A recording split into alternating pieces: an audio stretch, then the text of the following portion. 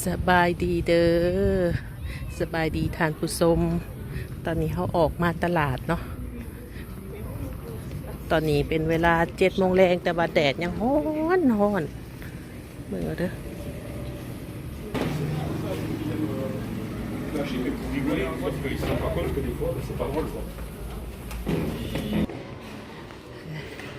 ออกมาตลาดยามแรงพอนพอได้เอาอาเย็นน้อยหนึ่งเนาะ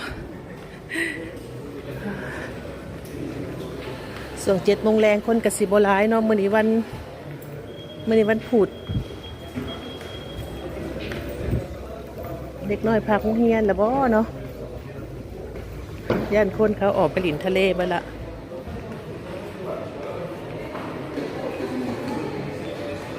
ใครแน่เนาะคนบ่หลายปานใดเอาก็คอยย่างเอาแล้วซื้อเครื่องกับสิบ่แหย่กันหลาย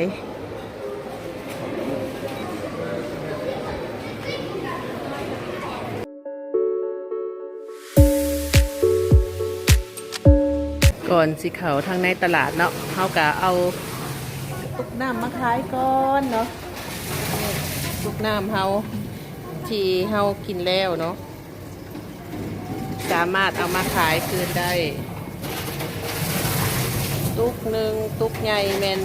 2 เส้นเนาะตุกน้อยเป็น1 เส้นเอามีประมาณ2 ถุงกับบัวลายเนาะ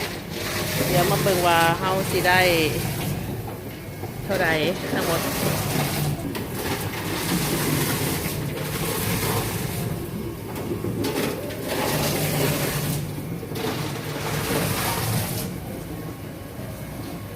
แอดไว้ลายมันกับบ่ได้เนาะค่อยๆแล้วกระตุกนี่กระปีบ่ได้เด้อต้องเป็นกระตุกแบบต้องแบบเป่าๆเต็มๆแบบนี้เนาะเพิ่นจึงเอาได้มันบ่ได้ซ้ำดึงออกมาใหม่เลย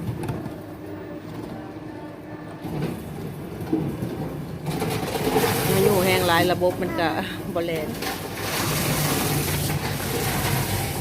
รีไซเคิลอีโคโนมิเซ่กระบดแล้วเนาะ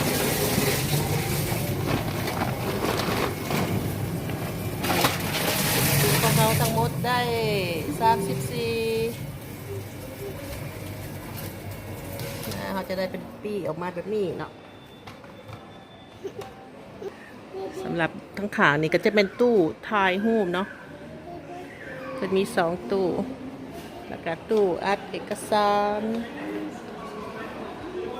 แต่จะมาอัดเอกสารก็มาอัดได้อีกเรื่องนี้แต่วันนี้เขาแล้วละสิยางเขาในตลาดเด้อวันนี้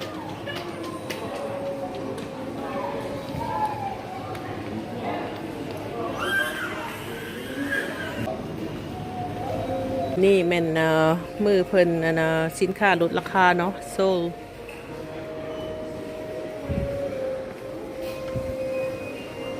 ก็จะมาเลาะเบิ่งว่าเพิ่นมีหยังลดใน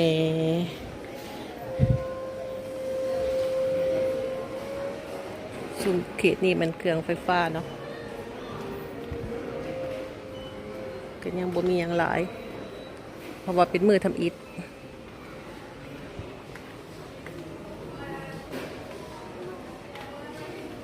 ส่วนพวกเสื้อผ้าลดราคาเนาะเพิ่นก็จะมาตั้งไว้โซนทางกลางแบบนี้เลือกเบิ่งเสื้อผ้าแม่หญิงเสื้อผ้าผู้ชายเสื้อผ้าเด็กน้อย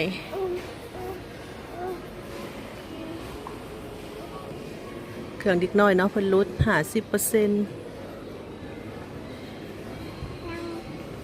สำหรับบางตัวที่ติดป้ายเนาะบางแต่ตัวใดบ่ติดป้ายก็บ่ได้ลดเอามาเขตโซน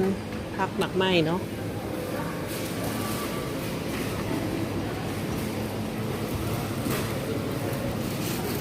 ตัวนี้มันยาหมักแตงหมักโม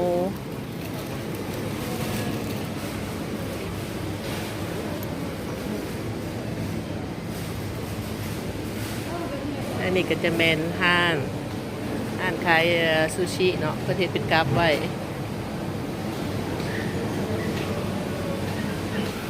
เรื่องอาหารทะเลตัวนี้ อ๋อมีหอยเอสกาโกกิโลทงหนึ่ง18 ยูโรเขาสิเบิงหยังเนาะเอาไก่บ่เอาไก่มากินบ่มีไก่ตัวเอือบแล้วกับตัวยังบ่ทันเอือบหมองนี่ก็จะเป็นซีนงัวเนาะ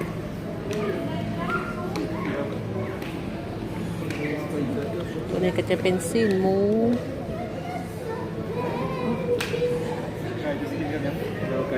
เอาหยังเนาะ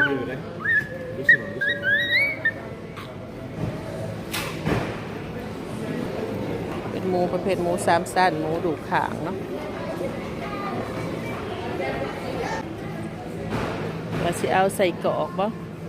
ใส่กรอกไปปิ้งบ่ให้ไปกินนะไปก่อนกินอยู่กินลงกลาง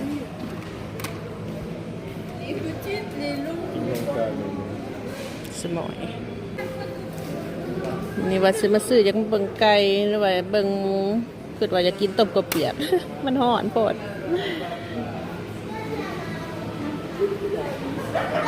กำลังคิดแนวสิกินจักสิกินหยังอาการห่อนก็ได้ใส่อัวกับบ่อยากปานใดซื่อนี่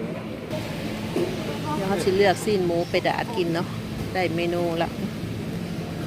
แต่1 5 ยูโรแบบนี้มีขอพักให้มาให้กินขอพักต่างหากนะพักผักบ่มีแล้วมีแล้วแซ่บขอพักไปถามทินเบิ่งเห็นเรามีผักบงบางเทื่อเราขายซื้อผักบงเอาบ่มีก็ซื้อจะกว่าต่างหากได้เนาะเดี๋ยวเราโทรถามเราเบิ่ง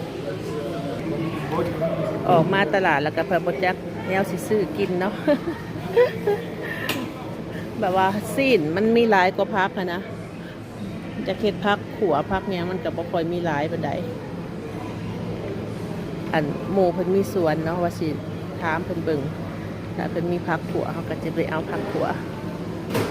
เมนูมื้อแลงนี่ก็สิเป็นข้าวเหนียวปีกซีนนี่แหละแล้วก็ขัว ซื้อไก่ไปไว้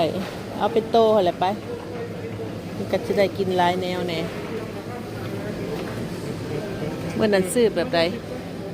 ซื้อรุ่นนี้บ่เมื่อนั้นซื้อรุ่นนี้บ่51นี่แม่นบ่ไก่ตัวนี้แม่นแบบไก่3 สายพันธุ์อยู่บ้านเฮาเนาะเนื้อมันก็จะหยาบน้อยนึงบ่แบบบ่ปล่อยคือไก่พันธุ์ปานใดคิดดีเอาแล้วแต่จะชีวิตเอาตัวนี้เป็นใหญ่หน่อยเอาตัวน้อยก็ได้เอาตัวนั้นแหละครับอันนี้ก็จะเป็นโซนซีนหมูเนาะซีนหมูขายมันคนละเกรดกันเนาะนี่มันซูชิเนาะประเทศเป็นกล่องไว้เรียบร้อยมีซอสต่างๆกับเขาเป็นกล่อง อันนี้เป็นเบื้องชมบง แต่ก่อนเพิ่นมีไก่อบอยู่นี่เนาะมันคือมันขายหมดแล้ว เหลือแต่มันมาโซนนี้ก็จะมีพิซซ่าแช่แข็งเนาะกับพวกอาหารกับที่ว่าเขาซื้อไปอุ่นเอา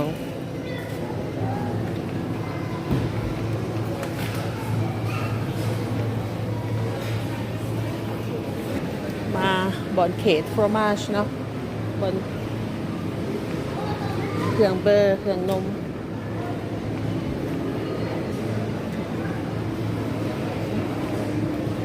เสื้อนี่ให้ลูกกันสำหรับเด็กน้อยกินเนาะสั่งอาหารมาเบอร์นี้ก็จะเป็นโซนไข่เนาะ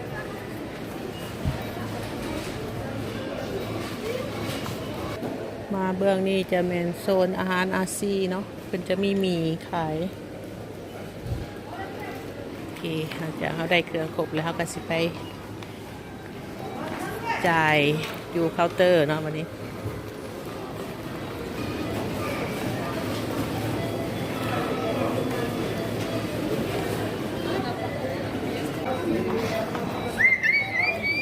รื่องเฮากับโบราณไปได้เนาะ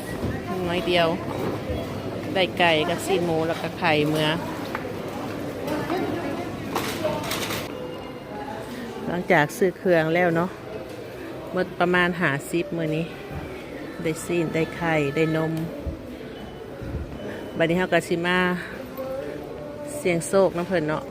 เพราะว่าเฮาได้ตัวนี้มามันเป็นเขาเอิ้นหยังเนาะคล้ายๆคูปองซิงโชคเนาะเดี๋ยวลองเบิ่งสิได้หยังรางวัลเพิ่นก็มีตามนี่เนาะมีถงมีเสือมีแนวพวงกุญแจมีเกิบเดี๋ยวถาเพิ่นแล้วก่อนเนาะวิธีใส่เพิ่นเนาะเฮาก็สแกน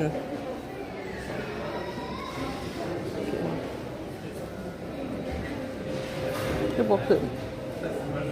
เรือปอนบ่ก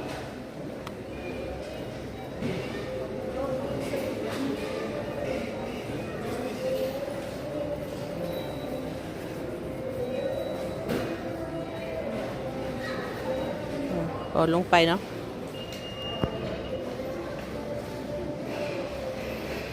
ถ้าบ่มีแล้วเราก็จะใส่อีเมลของเราข้อมูลเข้าไปเดี๋ยวเด้อเนาะมาดูวันนี้หลังจากเราป้อนข้อมูลแล้วเราก็จะเลือกรถถีบเนาะเขามักตัวใด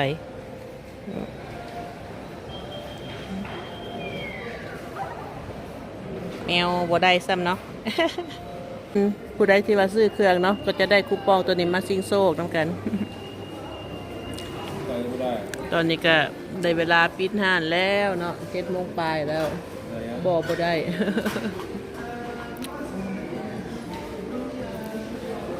ยังอีกหลายมืออยู่เนาะ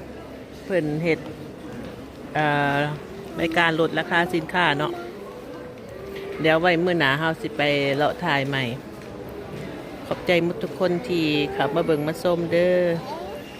ใครมีหยังอยากให้เฮาถ่ายหยังหรืออยากคอมเมนต์หยังก็เขียนมาได้เนาะขอบใจที่ขับมาหับมาส้มคลิปของเฮากัดหนาพอกันใหม่สบายดี